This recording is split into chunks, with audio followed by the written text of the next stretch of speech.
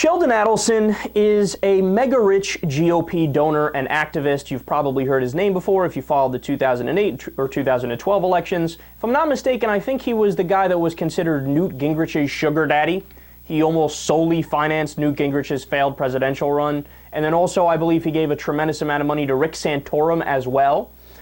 So this shows you the kind of guy we're dealing with. Not the brightest bulb, not the highest IQ, because he's dumping money to Rick Santorum, expecting that guy might actually win the presidency.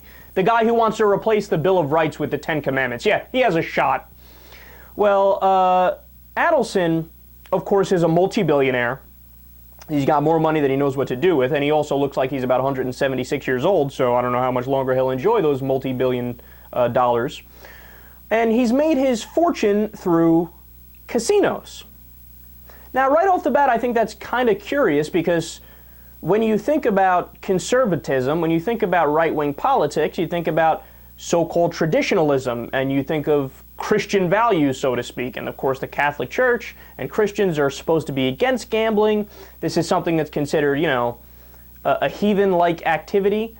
It's not something that somebody who is totally moral would do. It's more of a liberal atheist activity of gambling and having fun. And of course, we're talking about Vegas, prostitutes as well, and the whole nine. But nonetheless, he's in that environment, and he also likes to think he's this conservative Republican with family values or whatever.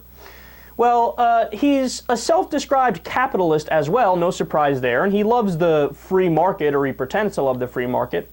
You know how all these guys are with their rhetoric. Well, he just decided that he was going to get in the ring and fight a grassroots movement that is trying to legalize online gambling. Now, again, let me reiterate. He made his money from casinos. That's how he made his money. He made his money from gambling. But now he's trying to fight the movement to legalize online gambling, which is actually a semi-grassroots movement. There's a lot of people who want to legalize it. Yes, some businesses have jumped on board as well, and that always helps when you're trying to get something accomplished in the United States of America. But he makes money from gambling, but now he's opposed to gambling. Well, how does that make sense? How can he rationalize that? How can he square that circle in his mind? And this is where, you know, most people stop thinking and they throw up their hands and they're like, whatever, who cares? But you know what this shows you?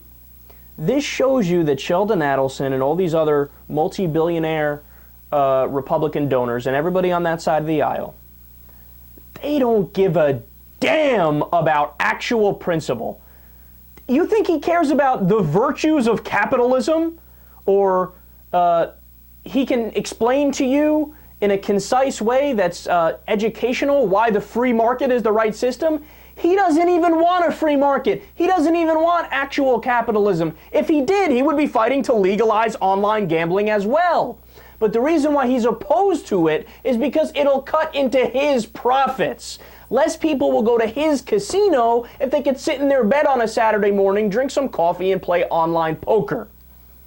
So don't listen to them, man. They're all lying to you. Sheldon Adelson isn't a capitalist. He doesn't love the free market. He's simply in it for greed. He's in it for his own personal gain. If he really cared about the principles that he pretended to care about, he would be out there leading the charge to legalize online gambling. But since it might make him lose a dime or two, he's going to fight it with all he's got. This is the way politics works in America.